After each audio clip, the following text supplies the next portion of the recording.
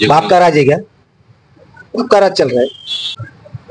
उसका नाम लिए तो मेरे मुंह में थूक आ रहा है। थूक के बात करने की वो इच्छा हो रही है मेरी।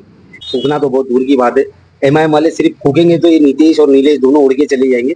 और मैं ओपन चॅलेंज आज निलेश राणे को ये कर रहा हूँ।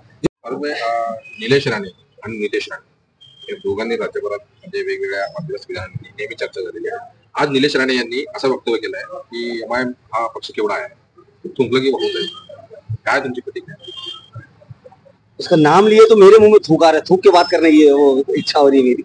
लेकिन ठीक है, ये जो दो भाई हैं जिनको एक टास्क स्पेशली दिया गया है मेरे ख्याल से कि आप लोग यही काम करते रहो ताकि महाराष्ट्र की जनता का जो दूसरे मुद्दों पर ध्यान है, जैसे कि बदलापुर हो, शिवाजी महाराज का पुतला गिर गया, उस पे से ध्यान हटाने के लिए दोनों भाइयों को एक्टिव किया गया है। बट स्टिल इन लोगों ने बहुत बड़ी बात की है। तो नीतीश राणे को तो जवाब हमारे इम्तियाज जलील साहब ने दे चुके हैं और उसका हम लोग उसके लिए 5 दिन बाद मुंबई आने भी वाले हैं मोर्चा लेकर मुख्यमंत्री को सब समझाने के लिए। लेकिन आज जो निलेश राणे ने बोला है उसमें मैं बस यही बोलना चाहूंगा कि सबसे पहला कसूर आज उस जिसकी कोई लायकी नहीं है, आज उसने ये इतनी बड़ी बात किया है, तो उसमें कहीं ना कहीं मुस्लिम समाज, अल्पसंख्यक समाज का भी है। क्यों? क्योंकि अगर आप लोग एमआईएम के पीछे पूरी ताकत से खड़े रहते और अपनी ताकत दिखाते तो आज उसकी हिम्मत नहीं होती ऐसी बात करने की। लेकिन ठीक है, आप भी पॉलिटिक्स में हो, मैं भी, हम लोग सभी, एमआईएम स्टिल लड़ रही है। आने वाले इलेक्शन में इस नीतीश राणे को हम लोग बखूबी जवाब देंगे। और ये जो थूकने की बात कर रहा है, थूकना तो बहुत दूर की बात है। एमआईएम वाले सिर्फ फूकेंगे तो ये नीतीश और नीलेश दोनों उड़ के चले जाएंगे।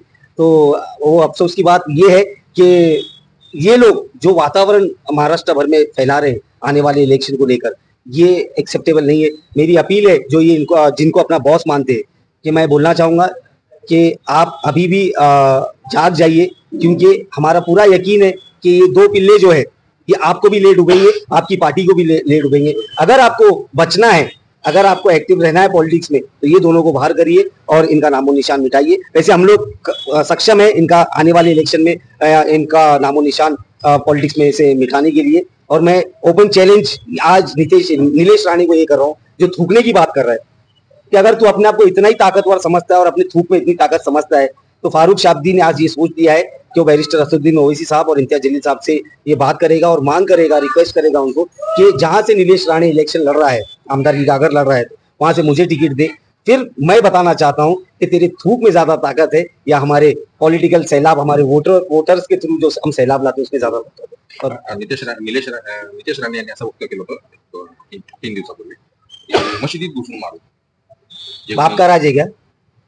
बाप का राज चल रहा है। कोई भी आदमी किसी भी धर्म को फॉलो करने वाला हो, वो इसको एक्सेप्ट कभी नहीं करेगा, चाहे वो मुस्लिम हो या हिंदू हो। मुसलमान कभी इसको बर्दाश्त नहीं करेगा कि मस्जिद में घुस के कोई बंदा आके, और जो मस्जिद में घुस के मारता है ना, वो ना हिंदू होता है ना मुसलमान होता है, वो राक्षस होता है, राक्षस। तो ऐसे राक्षसों से निपटने के लिए अगर मुस्लिम समाज के धर्म स्थल पर कोई हमला करेगा तो मुसलमान सक्षम है, अगर हिंदू समाज के धर्म स्थल पर मंदिरों में कोई हमला करेगा तो हमारे हिंदू भाई सक्षम है उससे निपटने के लिए। तो ये सिर्फ बोलने की बात है, बोलने में और करने में बहुत फर्क होता है। और हमने तो कई सालों से ये देखते हुए आ रहे हैं, सिर्फ भोंक रहे हैं और इनका काम भोंकते ही रहना है। लेट देम भाग, हम लोग हमारा काम करेंगे।